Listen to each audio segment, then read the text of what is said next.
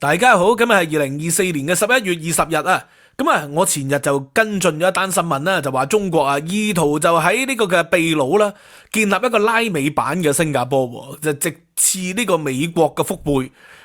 有一個小插曲，個小插曲就係咧，當中喺秘魯嘅時期，習近平同埋新加坡嘅新任總理黃循財就見面啦。見面之後咧，中方就發表聲明啦，就話呢個新加坡咧係反對台獨，堅定恪守一個中國嘅原則。結果台灣嘅外交部咧就係反駁，喂，話新加坡冇講過呢啲說話喎。後來咧新加坡再澄清咗，佢哋話佢係反對台獨嘅。嗱，新加坡反對台獨啊冇問題啊。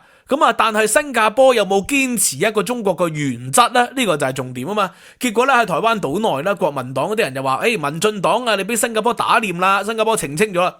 事實上冇件咁嘅事，因為咧我查清楚到底新加坡嘅原文係點樣講嘅。嗱，新加坡嘅原文咧其實就講得好清楚㗎。佢係反對台獨啊，呢點係冇問題嘅。因為咧呢個黃循財其實就繼承咗李顯龍、李光耀一直以嚟嘅立場。就係反對任何形式嘅台灣獨立啦，呢點大家理解啦。而咧係好清楚地咧係支持一個中國嘅政策，One China Policy， 一個中國嘅政策，而唔係一個中國嘅原則。但係咧中方咧就係長期喺國際社會裏邊咧偷龍轉鳳，將一個中國嘅政策咧就扭曲為一個中國嘅原則。譬如話咧喺呢個嘅中國外交部嘅呢個文章裏邊咧，譬如話呢個駐菲律賓都講咗話 One China Principle， 佢唔係講 One China Policy 喎，One China Principle 係呢個國際認可嘅recognize 嘅一個基礎邏輯嚟嘅。好明顯啦，佢就係偷龍轉鳳，因為國際上咧就唔係 recognize 嘅，國際上咧以美國嘅3個聯合公報咧係 acknowledge，我講過好多次啦，只係咧美方認知道你哋堅持一個中國，係你哋堅持一個中國嘅啫。而我哋咧亦都係奉行一個中國嘅政策，佢就唔係話咧佢承認你一個中國嘅原則，呢個兩者係唔同嘅。所以咧中方咧長期喺外交上邊咧就用呢一種方法偷龍轉鳳啦，出口然後轉外銷，喺國際上一啲嘅翻譯到對中方有利，然後喺國內咧就宣傳啦。呢個咧就冇乜意義嘅。但係咧我嗰日咧講新加坡嘅影片裏邊咧，竟然咧係有一啲嘅網友就指正我講錯咗一個說話。佢就話我講錯啦，新加坡從來冇呢個嘅台灣嘅駐軍嘅，係冇噶。叫我查清楚啦。佢就話咧，新加坡從來冇台灣同埋以色列嘅駐軍，係新加坡嘅國民服役咧，係新兵去到台灣作戰同埋森林訓練，而以色列係軍事顧問派遣官員喺新加坡建國初期咧。呢個新加坡嘅武裝咧擔任教官，閣下做評論啦，應該要認真查證啦，而非隨意猜測。結果咧有一位新加坡嘅老兵咧就回覆啦，佢話作為一個新加坡嘅老兵佢可以100%肯定咧有中華民國嘅國軍同埋以色列嘅顧問都係駐紮喺新加坡嘅。以色列同新加坡咧係有協議唔可以讓呢個穆斯林嘅信仰嘅新加坡兵學習，所以咧新加坡嘅武裝坦克營炮兵營通訊營不准有呢個嘅穆斯林兵。蔣經國咧同埋李光耀有反共協議。國軍嘅官兵家屬咧喺呢個嘅樟宜有軍營。佢有一個朋友小時候咁佢講咗一啲佢自己嘅經歷。到底事實如何咧？我就係即係再詳細查證啦。查證而家就好方便啦，可以查證到咧蔣經國日記，因為咧蔣經國嘅史料咧就開放咗啦，所以咧我哋好清楚查到。我一查到蔣經國日記喺呢個嘅台灣喺國史館裏邊就收藏咗蔣經國嘅遺物。1975年嘅1月22日咧就有一封信，呢封信咧就係可以證實到我所講嘅嘢，而信裏邊咧就係清楚記錄咗李光耀總理去到呢個台灣高鵬演習嘅行程。又係嗰陣時開始咧，就係新加坡同埋台灣之間咧有一個所謂嘅星光計劃。呢個星光計劃咧，由1973年開始咧，李光耀就寫信俾當時喺中華民國擔任行政院院長嘅蔣經國，然後74年嘅12月咧，蔣經國同埋呢個嘅李光耀會面，直至到咧係75年嘅1月份咧，呢個會面咧就進一步咧具體化啦，星光計劃咧正式推展，而當時呢個嘅蔣宋美齡咧就係接見咗李光耀夫婦啊。咁所以咧呢個所謂星光計劃咧，其實就由1975年正式開始。呢個蔣宋美齡同埋呢個蔣經國接見李光耀夫婦。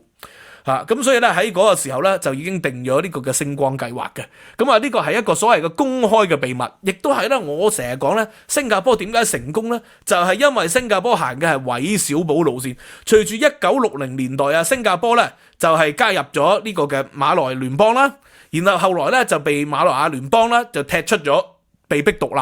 咁新加坡一直走嘅路線係反共。呢一點係冇清楚啦。新加坡喺國內咧建立嘅內安法、內部安全法係反共，佢就唔反西方嘅，係一直係反共嘅，至今都係反共。因為咧呢個嘅馬來西亞咧有一個馬共咧，就意圖要顛覆馬來亞半島嘅政權，建立一個共產政權。而當時佢哋嘅領導人陳平就係受到中共嘅資助噶嘛，咁所以咧佢對中共咧係非常之忌憚嘅。所以咧就係新加坡獨立之後咧，同中華民國一直建立良好嘅外交關係。嗱，佢哋冇正式嘅外交關係，因為咧新加坡作為一個小國，佢就唔希望得罪中共，唔希望得罪咧呢個嘅所謂嘅共產主義陣營，所以咧佢就冇正式同呢個中華民國建國嘅。但係由於當時中華民國咧係聯合國嘅常任理事國啊嘛，所以佢同中華民國咧有一個穩定嘅外交關係。呢個外交關係咧係冇正式建交，但係咧就又好穩定。所以啦，我睇蔣經國日記咧，由1965年至到75年呢10年間咧，有數百條就係關於李光耀同埋蔣經國、蔣介石之間嘅往來嘅資料嘅。咁所以你見到呢度係非常之密切。嗱，咁呢個係此其一啦。此其二啦，就係咧呢個嘅台灣咧同埋呢個嘅新加坡之間咧，佢係一個密切嘅軍事關係，就係建基於頭先所講75年嘅星光計劃啦。呢75年嘅星光計劃咧，大家都知道係公開嘅秘密嚟噶啦。咁就喺台灣邊度咧？就主要喺幾個地方，喺新竹嗰度咧有裝甲兵部隊嘅訓練，雲林咧有炮兵嘅訓練，恆春咧就有三軍聯合嘅訓練啦，屏東仲有散兵嘅訓練。所以當時咧呢個嘅新加坡咧，佢哋嘅理由係咩？就係土地太少，冇辦法進行呢啲大規模嘅軍事訓練，所以就派新兵。第一批1975年咧就派咗1萬人嘅新兵咧，就新加坡兵就去咗呢個嘅台灣接受軍事訓練。自此之後咧，每年都派軍人去，咁所以咧歷來咧係無數個新加坡軍人都喺台灣接受過訓練嘅。咁呢個就係新加坡官方嘅講法啦。咁但係你從台灣嘅史料去睇到咧，除咗有派去訓練咧，雙方嘅關係係非常之往來密切嘅。譬如話台灣有啲嘅老國軍過身，新加坡咧往往係會派人嚟弔唁嘅，非正式官方，至今仍都即係未中斷喎呢個咁嘅關係，至今冇中斷嘅。咁由於有好多喺新加坡駐紮過嘅軍人，佢哋都講過，佢哋曾經咧見過有國軍喺新加坡擔任顧問，亦都唔少嘅台灣老兵退休，佢哋話自己曾經去過新加坡，係進行一個訓練同埋顧問嘅。咁所以咧，我哋都知道呢個叫公開嘅秘密，新加坡係唔承認嘅，因為當時1975年咧，中華民國已經一早喺1971年被逐出咗聯合國，亦都冇擔任常任理事國。後來佢自己憤而退出，喺被逐出之前咧，憤而退出聯合國嘅大會。所以咧喺咁嘅情況底下咧，新加坡自然就要同呢個嘅中共係建立呢個嘅良好嘅關係啦。所以咧佢就冇公開承認到自己係接受台灣嘅軍事訓練嘅。咁但係咧實際上係人都知佢每年都派兵。點樣知咧？就係因為咧台灣揸車咧係左軚嘅。咁但係咧新加坡嘅軍人咧，佢哋訓練咧，佢哋就係右軚嘅。同呢個嘅香港啦、英國一樣啦，因為前英殖民地嚟噶嘛，佢哋揸嘅係右軚，所以佢哋揸嘅軍車咧都係右軚，而且咧佢哋嘅膚色即係都係較拗黑嘅，甚至乎咧就會有一啲嘅新加坡其他嘅族裔喺裏邊，所以喺台灣居住嘅人咧，喺樟宜軍營或者頭先講其他地方訓練嘅人咧，都係屢次見過新加坡兵嘅。咁加上咧佢哋有時會同埋國軍一齊咧係聯合訓練噶。所以無數個台灣人係見證過，所以嗰位嘅網友就話我冇查證過呢，咁我係查證過嘅，其實係只不過呢，由於呢個嘅解密檔案呢，就未完全徹底解封，而家我又睇到蔣經國好多關於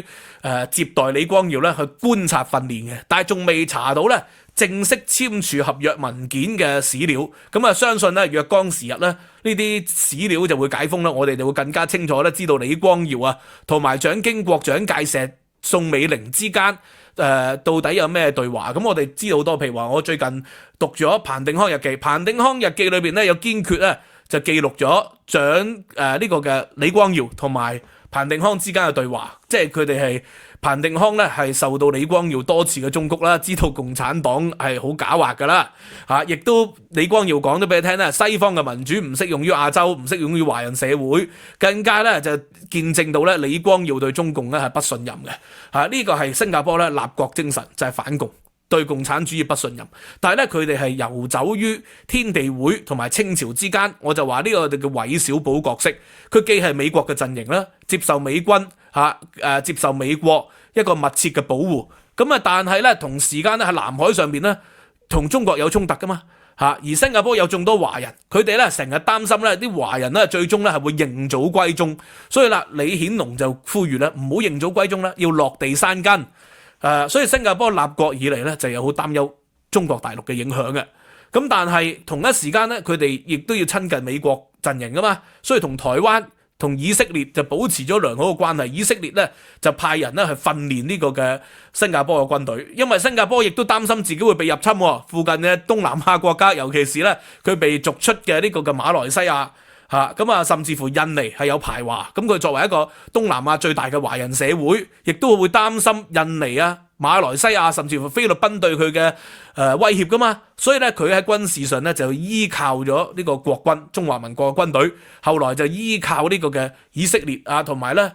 美國以及呢個澳洲啊、新西蘭啊嘅軍事影響力啦，新加坡咧都係有一定嘅話語權喺裏邊嘅，所以咧從呢個角度睇到新加坡點解過去會成功咧，就係因為新加坡係韋小寶，佢係好彈性嘅，實行嘅係彈性外交，實行嘅係一個務實主義，實行嘅就係遊走天地會與清朝之間係韋小寶角色。呢個其實亦都係香港由1842年以後咧至到去2019年嘅時期香港嘅角色咯。因為咧即使以前係英國嘅殖民地，但係香港咧係可以同呢個嘅大陸嘅政權，無論係清朝啦，還是係呢個嘅民國啦、北洋政府啦，以及後來嘅共產黨啦，係打交道嘅。唔單止打交道，仍然係有抗爭嘅，因為香港以前就係政治抗爭地啊嘛。所有喺大陸咧